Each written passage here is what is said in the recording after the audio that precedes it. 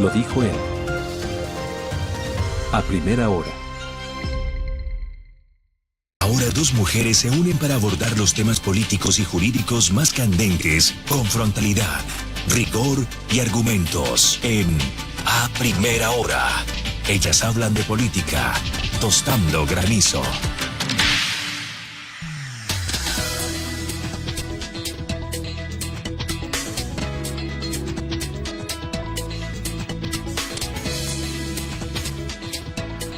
Hola, buenos días a todas y todos. Bienvenidos a Tostando Granizo, este programa en el que mujeres hablamos y reflexionamos de política. Les saluda Jimena Ron. Y les saluda Anabel Guerrero. Hoy vamos a abordar un tema súper importante porque tiene un impacto en la vida diaria de las y los ecuatorianos. El tema que nos proponemos hoy día es toque de queda. ¿Solución real o espejismo? Esta pregunta es súper importante, Anabel, porque realmente yo creo que hay que partir de algo, que creo que es importante, una idea. Mucho se está hablando en redes sociales y en medios de comunicación del toque de queda, y creo que es importante abordar este tema porque cruza el tema, dos de los tópicos más sensibles dentro de la sociedad, el tema de los derechos y también el de la seguridad.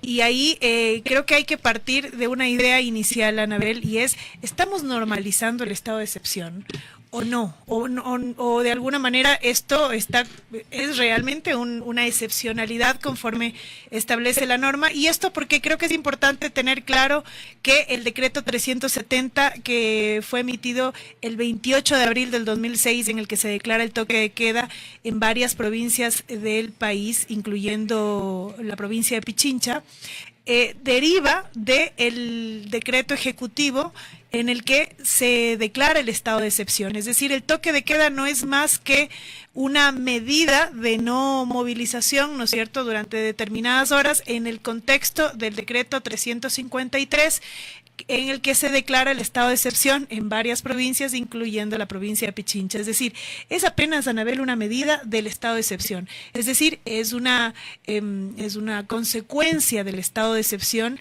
este estado de excepción en el que estamos ya desde hace algún tiempo, ¿no? Un estado de excepción medio permanente, diría yo. Sí, y justamente en ese sentido la Corte se ha pronunciado, y no en una, sino en varias ocasiones, señalando que las medidas excepcionales deben ser así, deben tener justamente límites claros, deben ser temporales, algo que no está sucediendo, porque tal como tú lo has señalado, los estados de excepción, que conllevan además toques de queda en varios casos, se han venido convirtiendo en una medida recurrente, ¿no?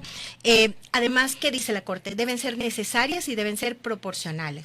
En ese sentido, creo que los expertos en materia de seguridad lo que nos dicen es, a ver, los toques de queda logran ciertos objetivos. Sobre todo yo diría que hacia la visión de las y los ecuatorianos se ve como si se están articulando ciertos temas, ¿no? Tú ves a los militares, ves a la policía en las calles. Sin embargo, el problema de los toques de queda es que lo que sucede es que estas economías criminales o el crimen organizado simplemente se traslada del lugar.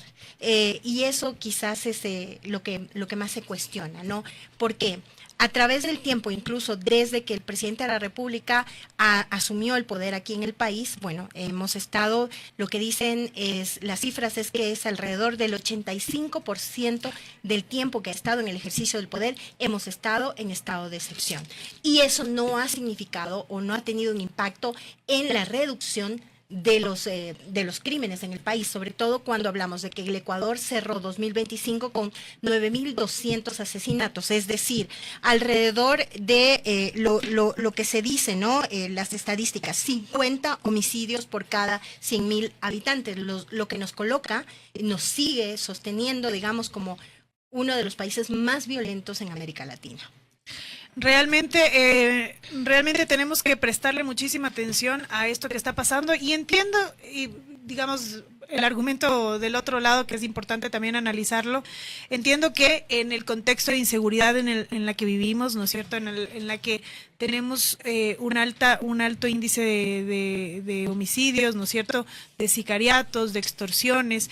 Anabel, tú habías dado en algún momento una cifra respecto a que somos uno de los países más violentos en América Latina también, y esto claramente necesita acciones de parte del gobierno, necesita medidas de parte del gobierno. No sería, digamos, adecuado cuestionar acciones de parte del gobierno, pero acciones efectivas. Yo creo que esto es importante.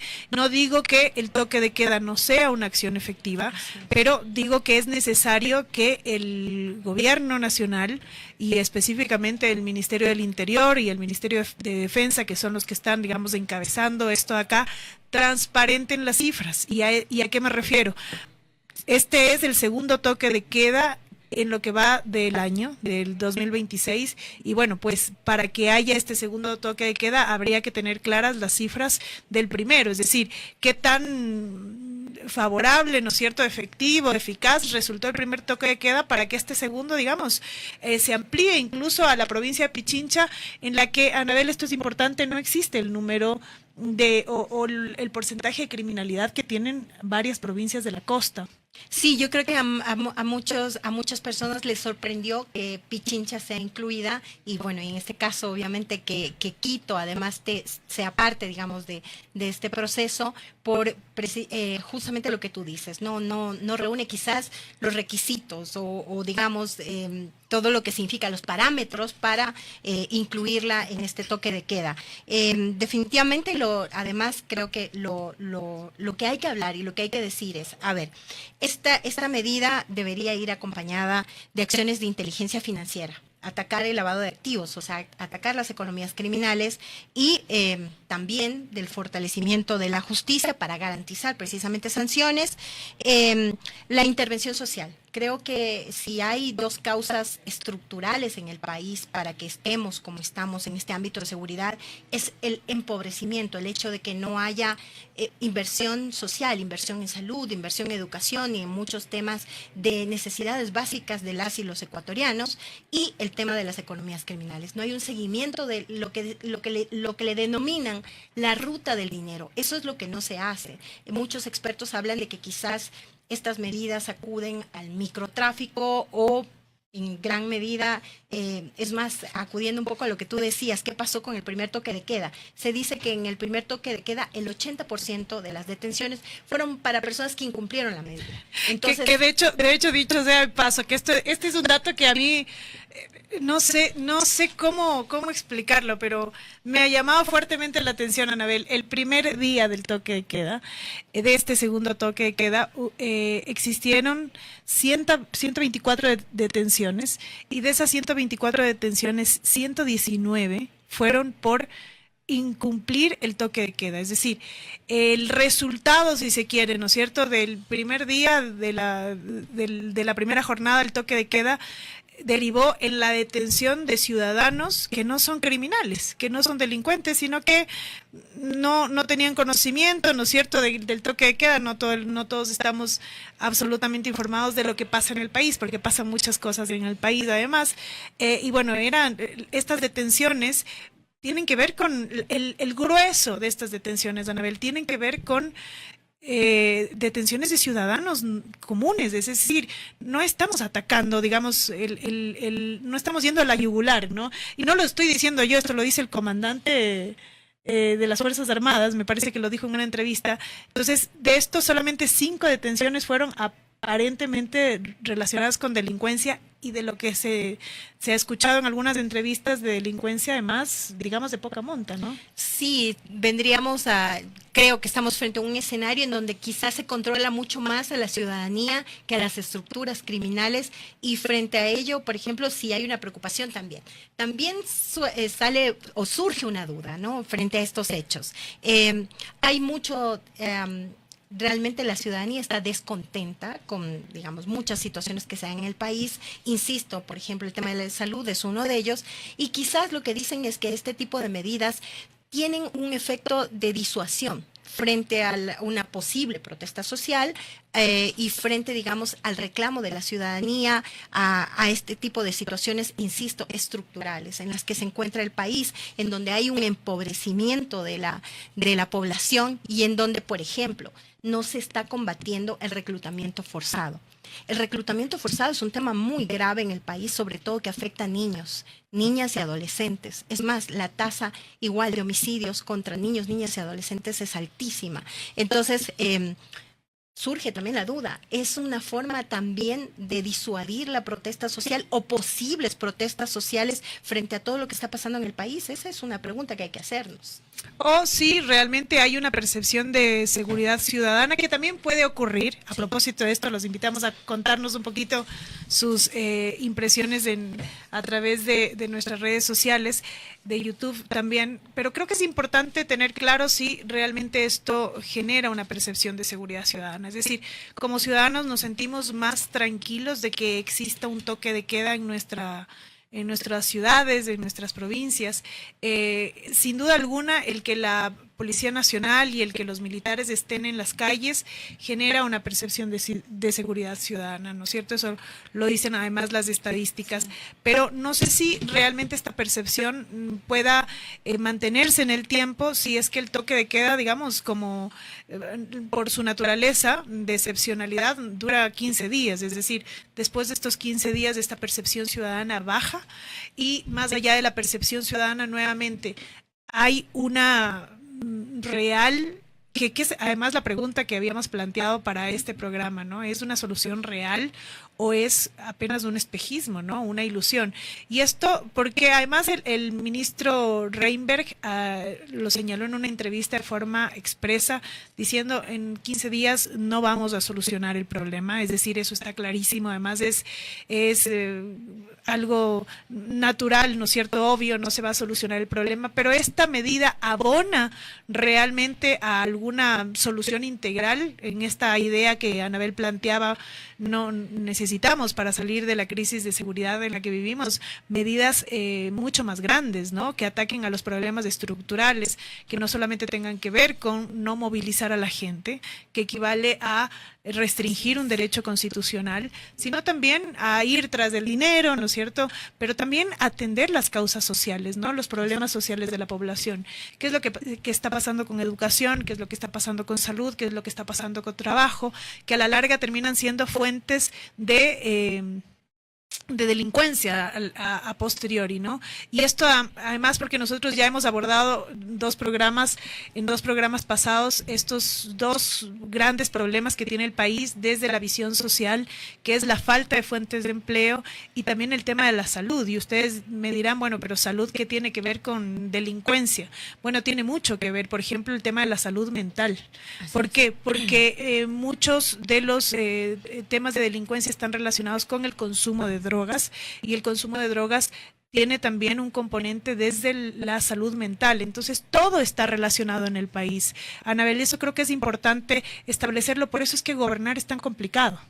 Sí, definitivamente. Yo me quedo con lo último que acabas de decir, ¿no? Cuando hablamos de combatir o ir a causas estructurales como el tema de inversión en salud, el tema de inversión en educación, a veces pueden quedar sueltas estas ideas, pero tú has profundizado y me parece súper importante. Me quedo con eso. Me parece sumamente necesario abordar y profundizar esos temas. Ahora, solamente como para hacer un breve repaso de lo que implica esta medida. ¿Dónde rige la medida? La medida rige en Guayas, Manabí, Santa Elena, Los Ríos, El Oro, Pichincha, Esmeraldas, Santo Domingo de los Áchilas y Sucumbíos. Y en los siguientes cantones: La Maná, Cotopaxi, Las Naves y Echeandía en Bolívar y en La Troncal en Cañar. Esto, insistimos, es parte del decreto 370, rige del 3 al 18 de mayo. Y hay que decirlo también, este es el segundo toque de queda que se da en lo que va del año 2026. Ahora, ¿qué se suspende? Si bien Jimena ya nos ha dicho, insistir, ¿no? El tema de la inviolabilidad de domicilio, la inviolabilidad de la correspondencia y la libertad de tránsito, digamos, esos derechos están suspendidos. Ahora, nuevamente, El punto, o volver a esa parte tan fundamental de este tema. El repetir y repetir esta medida o insistir en esta medida quizás sea un tema que nos esté conduciendo a una situación errática y una situación en donde él simplemente se desplaza y el crimen o los actos violentos se van hacia otros cantones, hacia otros espacios o digamos insistir en el hecho de que lamentablemente no se han reducido los crímenes en el país y las situaciones de seguridad que se dan. Eso quizás es un tema central y un tema que preocupa y por qué justamente nos convocamos hoy en la mañana para hablar de esta situación.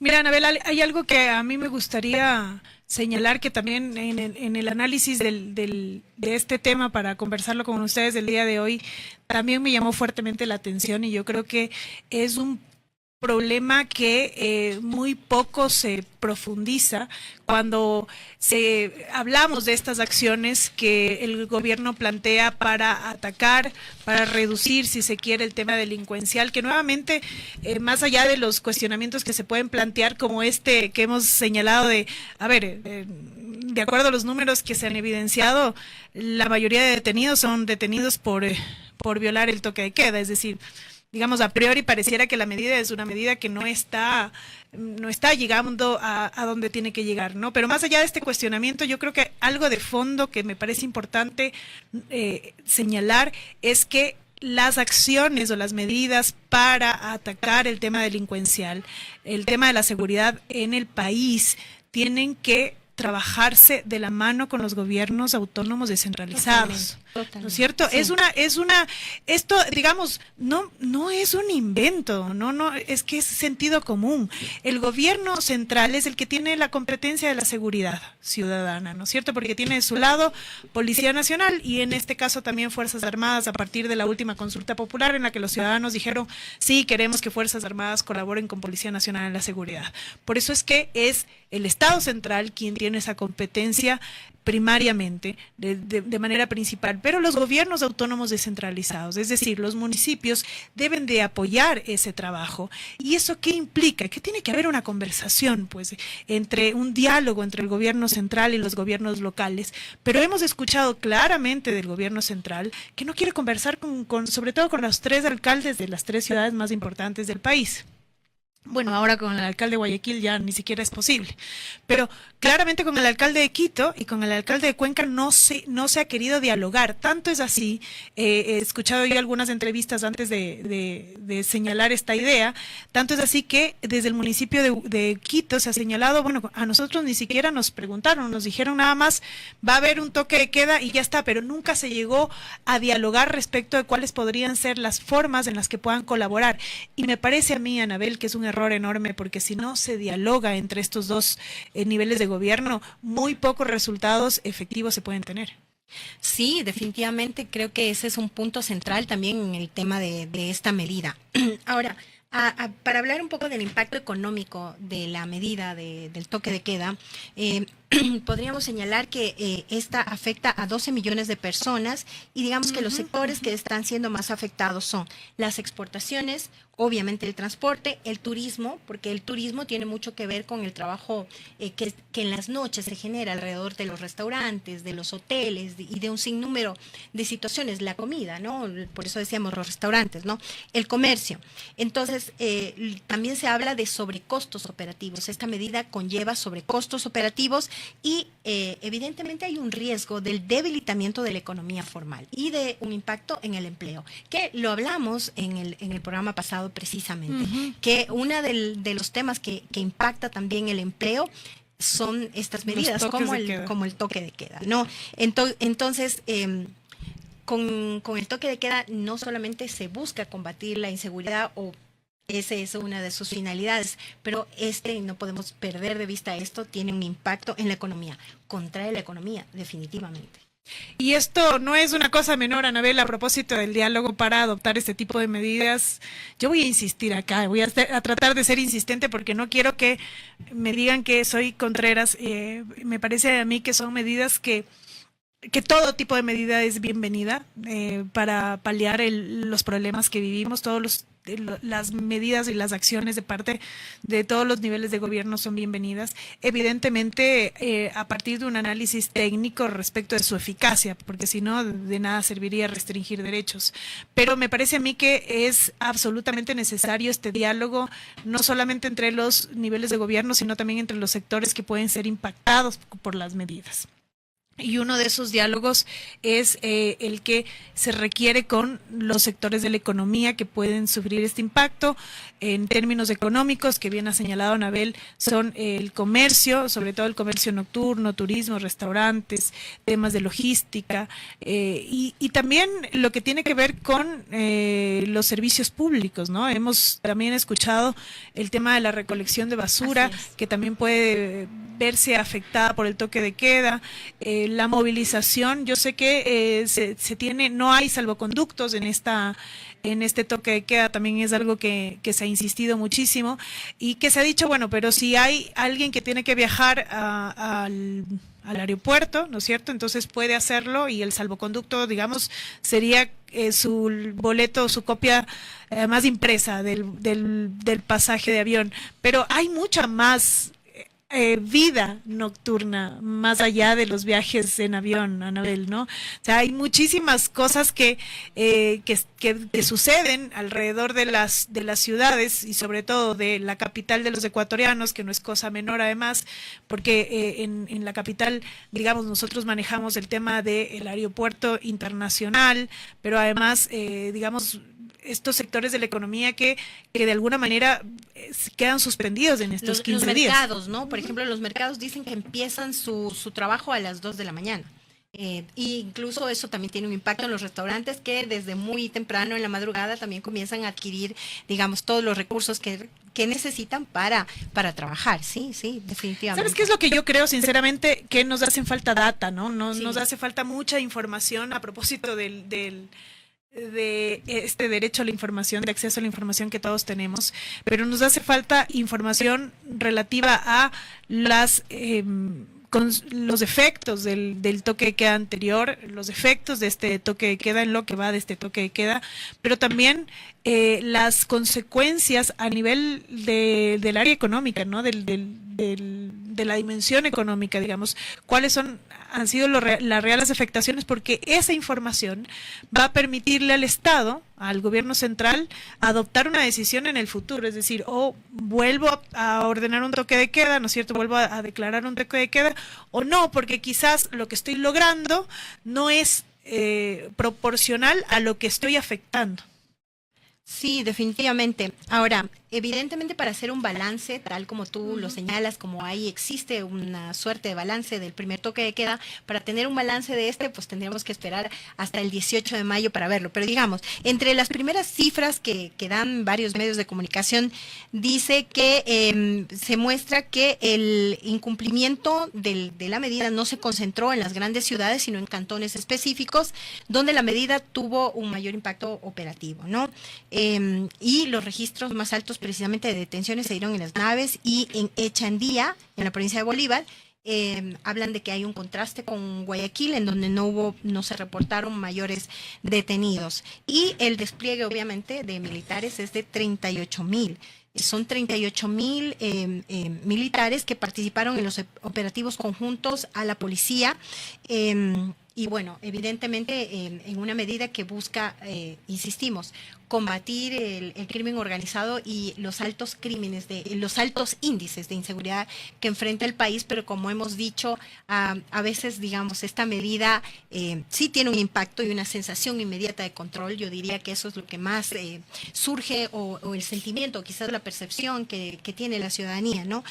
Es una sensación. Sin embargo, ¿qué no funciona en los toques de queda? Y esto, insistimos, que no lo decimos nosotros, hemos tomado información de parte de expertos en materia de seguridad, y lo que dicen es, y además basados en las cifras que hay en el país, que no se reduce significativamente el total de los homicidios, que no se desarticula el crimen organizado, porque sin estas medidas de combate a temas estructurales como el lavado de activos y como precisamente estas economías que siguen siendo fuertes. Por ejemplo, aquí en el país, Jimena, y alguna vez lo conversamos, ¿no? Tenemos una ley que precisamente permite la extinción del dominio de todos estos dineros, recursos, bienes que tiene el crimen organizado, pero que no se está ejecutando en el país, Jimena.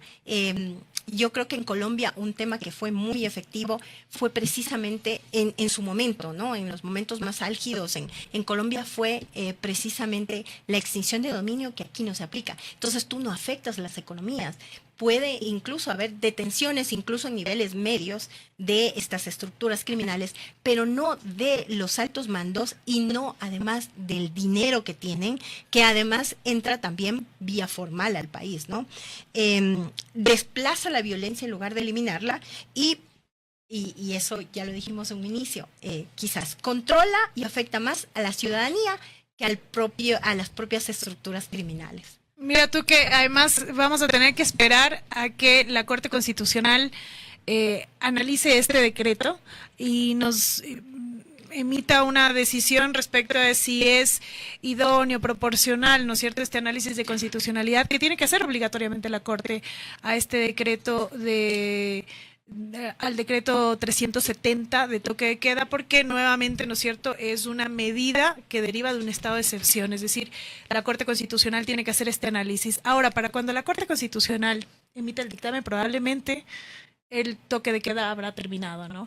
Esa es una desventaja con la que contamos en el sistema de justicia, y es el tiempo que toma el sistema de justicia, el sistema de control constitucional en este caso, para tomar decisiones versus la rapidez de las decisiones del Ejecutivo. Habrá que ver qué pasa en el futuro, y nuevamente seguiremos conversando de lo que va sucediendo en este toque de queda que durará hasta el 13 de mayo. Anabel, yo no quiero que nos vayamos sin antes hacer una pequeña referencia también a esta reducción de los aranceles al hermano país de Colombia del 100%, ¿no es cierto?, al 75%, porque tiene que ver con seguridad también, ¿no?